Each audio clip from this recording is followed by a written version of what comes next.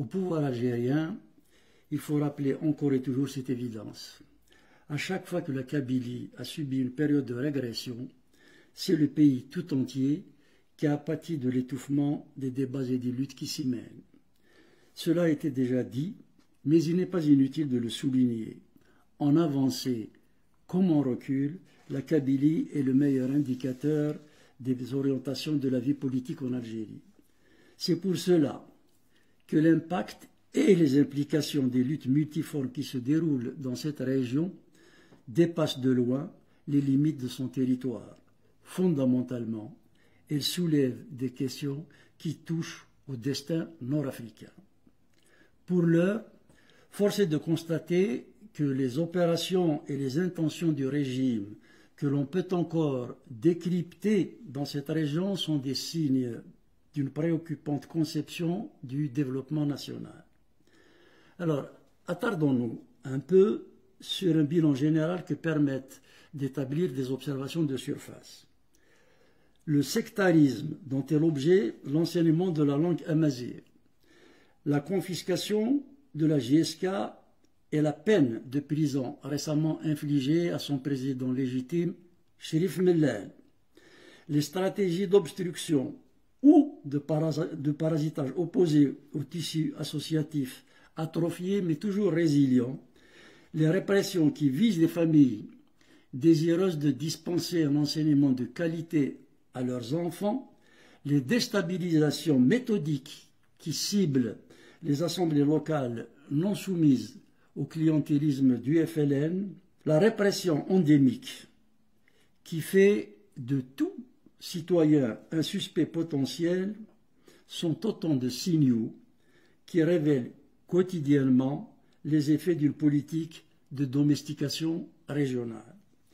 Les partis politiques sont en voie d'effacement. La presse libre n'existe plus.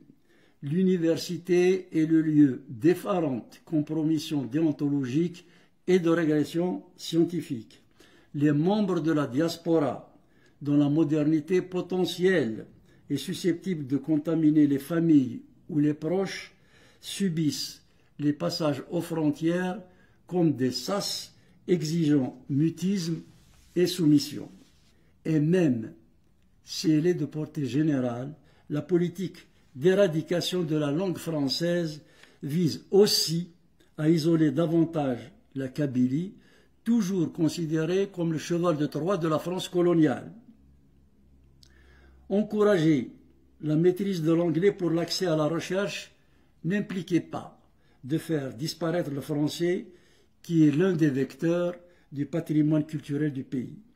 Les harcèlements dont sont actuellement victimes les maisons d'édition Frantz Fanon et Coucou, récemment interdites d'activité à Tizi Ouzou et Bdjaya, viennent confirmer que sur la Kabylie notamment, le livre écrit en français ou en amazigh est désormais l'une des principales cibles des islamistes qui ont mité les institutions auxquelles ils imposent leur diktat. Et non déplaise aux patriotes de la 25e heure et autres contrefacteurs de l'histoire, la proclamation du 1er novembre 1954, dont on célèbre le 70e anniversaire, et la plateforme de la Soumam furent rédigées en français. Cela dit, les conséquences politiques, économiques, sociales, culturelles, mais aussi psychologiques de cette entreprise seront dévastatrices pour tout le pays. Stigmatiser la Kabylie pour créer des diversions sur les turpitudes du système FLN est un classique. Il y eut les accusations de sécession lancées contre le FFS en 1963. Il y eut Cap Sigli en 1978, opération dont on sait maintenant qu'elle fut montée avec la complicité des services marocains. La sécurité militaire avait alors instrumentalisé un groupuscule mené par un homme dont ceux qui l'avaient connu disent que lui aussi était habité par un ego qui le prédestinait au piège des manipulations. Il y eut également, on s'en souvient tous, les dénonciations des militants du MCB qui auraient brûlé le drapeau et le Coran en 1980.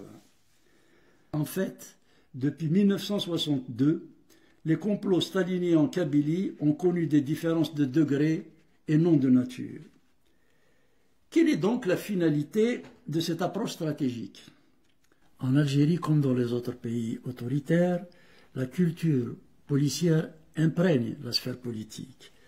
Les stratégies visent à repérer les fragilités ou les compromissions d'individus prédisposés aux tentations vénales, des tempéraments qui cèdent facilement aux simplifications et aux raccourcis. Il s'agit d'amener ces cibles sur des positions qui dégradent les luttes citoyennes afin d'assécher les débats féconds qui permettent de traiter intelligemment les problématiques dont l'accès à la complexité peuvent buter sur les impatiences ou les colères. Est-ce responsable? Est-ce raisonnable de se perdre dans tant de cynisme? Mais restons pragmatiques. Est-ce seulement rentable à terme, même en se plaçant du strict point de vue des intérêts des officiels? Ce qui n'a pas fonctionné du temps de la glaciation du parti unique ne peut pas être efficace à l'époque de la révolution numérique. Le régime peut présentement avoir le sentiment de maîtriser la maison kabyle. Supposons que ce calcul ait quelque chance de se traduire un jour en résultat tangible. Quel pouvoir digne de ce nom peut se réjouir d'un tel bilan? Mais allons plus loin. Cette apparente domination est-elle vraiment conforme aux pulsions qui agitent les tréfonds de la Kabylie? Nous sommes quelques-uns à suivre attentivement des phénomènes a priori anodins et qui peuvent apparaître indépendants les uns des autres. Observons-les de près quand même. Des cercles, certes encore restreints, se forment pour anticiper les éventuelles opportunités de changement. Des jeunes, parmi lesquels se trouvent plusieurs filles, à peine sorties de l'adolescence, aidées par leurs parents ou des tiers, disposent de portails où sont offertes des compositions musicales remarquablement structurées. Harmonie et solfège habillent des compositions revisitées d'anciens artistes ou des poèmes de belle facture. De très jeunes journalistes interviennent dans des médias privés ou informels avec une expression amazigh saisissante de concision et de professionnalisme. Des étudiants anonymes proposent sur la toile des cours de lexique amazigh avec des pédagogies originales. Ces pousses n'ont pourtant connu qu'une arabisation aliénante.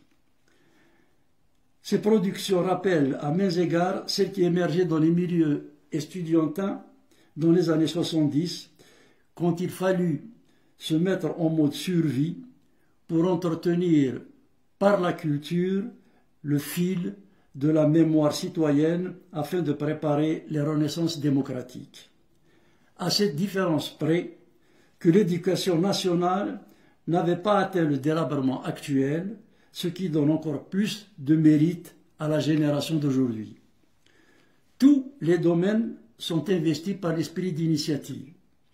Les citoyens contournent les interdictions d'activités culturelles par des programmes de préservation de leur environnement.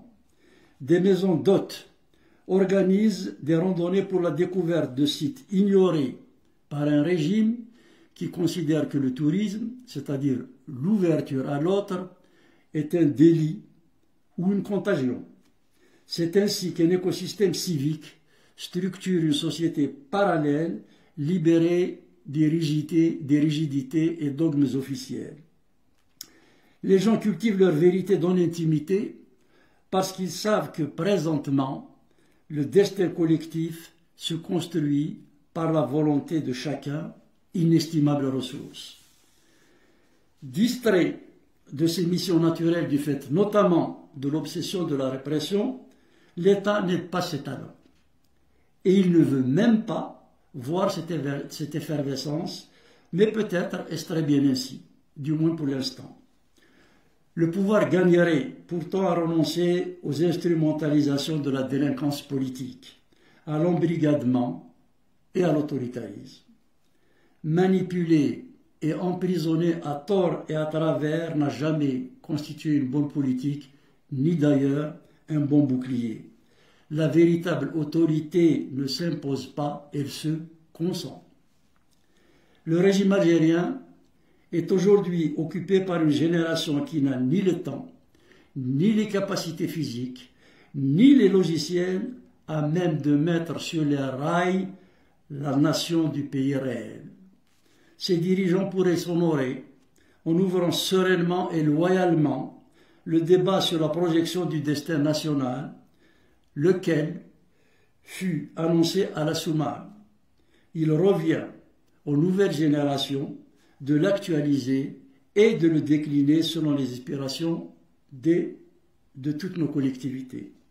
Il est grand temps d'aider nos populations à vivre sans que chacune ne considère l'existence de l'autre comme une menace à la sienne.